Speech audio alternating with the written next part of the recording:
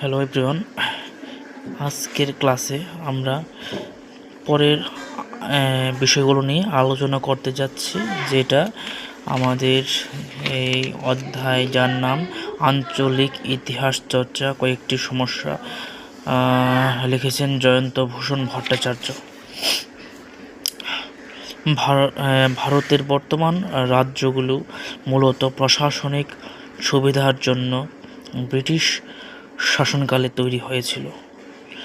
এতে কোনো অঞ্চলের ভাষা, সংস্কৃতি বা ইতিহাসের প্রতি গুরুত্ব দেওয়া হয়নি। একই ভাষাভাষী মানুষ বিভক্ত হয়েছে বিভিন্ন রাজ্যে।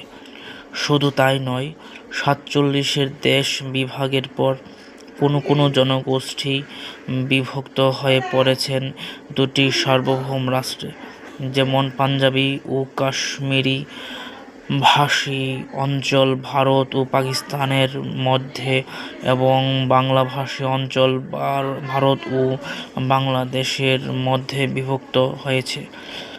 নেপালি ভাষীরা রয়েছেন ভারতে ও নেপালে।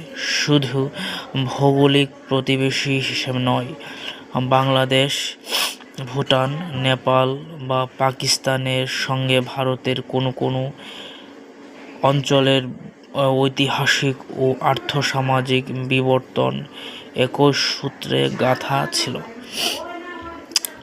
স্বাধীনতার পর ভারতবর্ষে ভাষা বিভক্ত রাজ্য গঠনের উদ্দেশ্যে কয়েকটি রাজ্যকে পুনর্গঠন করে নতুন রাজ্যের সৃষ্টি হয়েছে, কিন্তু এখনও দেশের বিভিন্ন ভাগে অস্থিরতা ও সংঘাত অব্যাহত রয়েছে। মহারাষ্ট্র ও কর্ণাটকের মধ্যে সীমানা বিরোধ রয়েছে। ঝাড়খণ্ড রাজ্যের দাবি শোনা যাচ্ছে। আসামকে ভেঙে কয়েকটি নতুন রাজ্য হয়েছে। এখানে একটি ইম্পর্টেন্ট যে ঝাড়খণ্ড রাজ্যটি এখন এটা তৈরি হয়ে গেছে। ঝাড়খণ্ড রাজ্যটি এখন অস্তিত্বে আছে। এই বইটা যেহেতু আগের, তো এইগুলো ওই সময় ঝাড়খণ্ড রাজ্যটির অস্তিত্ব ছিল না। ঠিক আছে, এটা গুরুত্বপূর্ণ বিষয় এখানে বলতে যাচ্ছি। নতুন রাজ্য হয়েছে, কিন্তু ভাষাভাষী বরাক উপত্যকা আসামেই রয়েছে। ঠিক আছে, এইগুলো আজকে একটু আলোচনা করলাম ক্লাসের মধ্যে। ধন্যবাদ সবাইকে।